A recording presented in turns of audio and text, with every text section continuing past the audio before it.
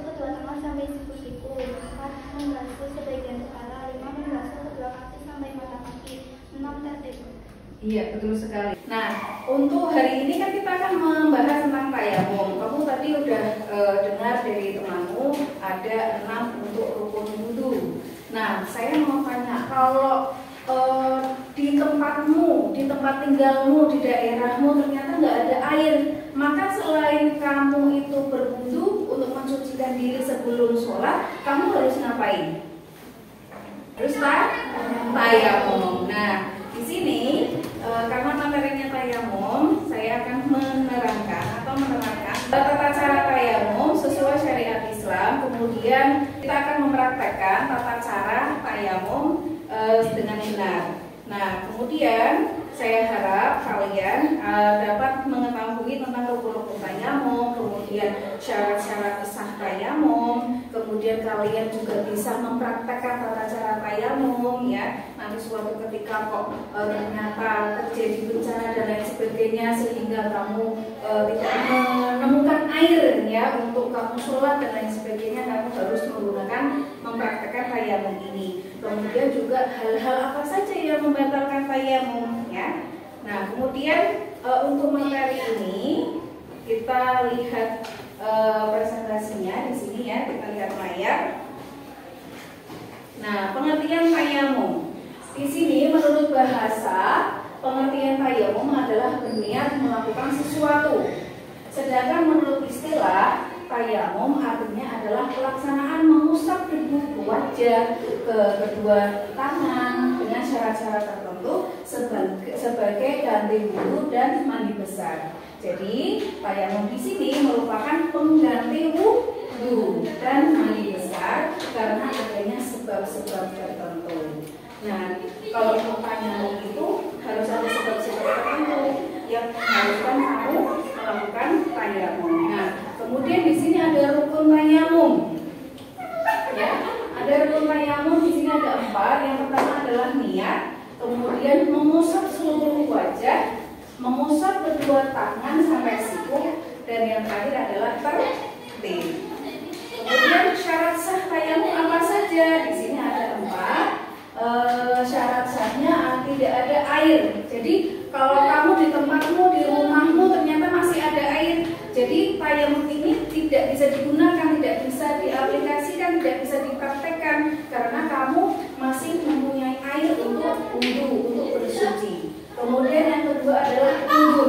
Uzur di sini bisa karena kamu sakit, orang-orang tertentu sakit, jadi tidak bisa terkena air ya. Kalau terkena air mungkin bisa menyebabkan sakitnya lebih parah dan lain sebagainya. Kemudian tanah yang suci. Ya, jadi untuk tayamum ini karena menggunakan tanah atau debu ya, jadi harus menggunakan debu yang suci, bukan debu sembarangan yang ada di luar ya. Kemudian yang terakhir adalah niat, nanti harus mengucapkan niatnya. Nah, di sini ada tata cara tayamum. Ya, yang pertama, kamu harus meletakkan kedua tangan. Misal nih, ini kamu bisa pakai tembok yang bersih ya, tembok yang tidak terkena najis dan lain sebagainya. Kamu letakkan tanganmu di tembok, di tanah, ya, yang murni, yang suci, bersih, lembut, kering dan berdebu. Kemudian melakukan niat. Niatlah melakukan tayamum bersama dengan mengusapkan wajah. Diusapkan semuanya ya wajahnya. Bukan wajahmu yang ditempelkan ke tembok, tapi harus pakai telapak tangan. Kemudian mengusapkan wajah dengan debu yang ada di kedua telapak tangan tersebut.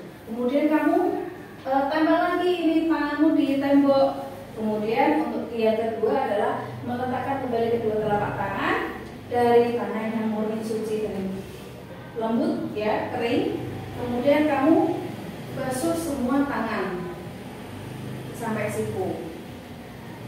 Jadi kalau untuk tayamum ini sebenarnya sama seperti wudu ya, hanya saja cukup wajah dan tangan, kedua tangan saja ya, itu saja cukup untuk tata cara tayamum.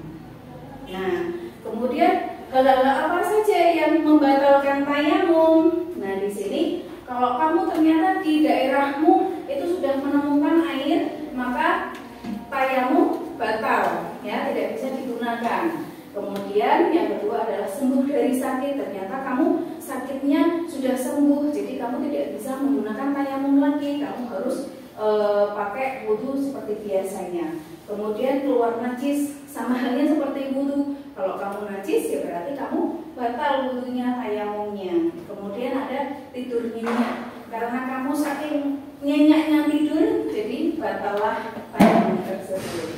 Kemudian yaitu yang terakhir murtad, keluar dari agama Islam, ya.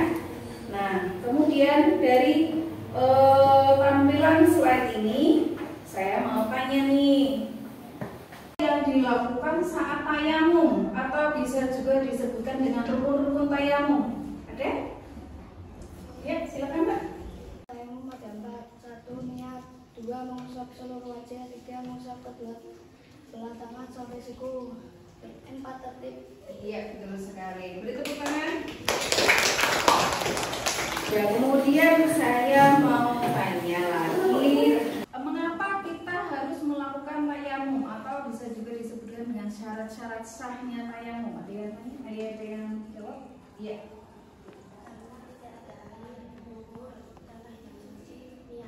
Iya, betul sekali. Tepuk tangan. Nah, sekarang saya minta kalian untuk berpasangan dengan teman sebelahnya untuk mempraktekkan bagaimana cara tayamum yang benar. Ya, sekarang kita praktekkan dulu dengan temannya sebelah. Ya.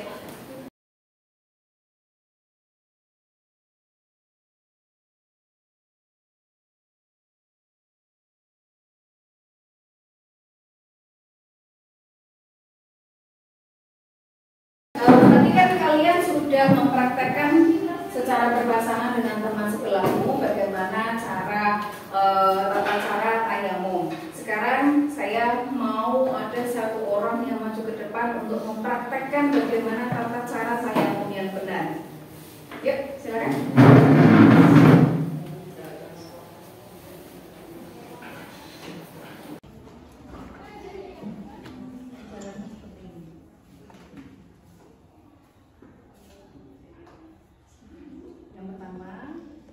Sambil baca niat ya. Kemudian oke.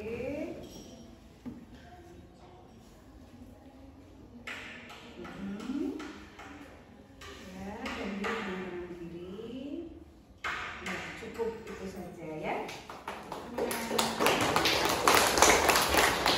Nah, itu tadi temanmu sudah mempraktekkan bagaimana tata cara tayamum yang benar. Nah, saya harap untuk ke depannya, jika kalian tidak menemukan air di tempat kalian, sedangkan kalian harus bersuci untuk melaksanakan wudhu, untuk melaksanakan sholat dan lain sebagainya, maka selain wudhu, kalian bisa menggantinya dengan tayamum. Seperti yang tadi kalian sudah lihat bagaimana tata cara tayamum yang benar, kemudian rukun dan syaratnya apa saja, ya. Terima kasih untuk hari ini, semoga bermanfaat ilmunya. Sampai jumpa untuk pertemuan berikutnya. Terima kasih. Wassalamualaikum warahmatullahi wabarakatuh. Waalaikumsalam.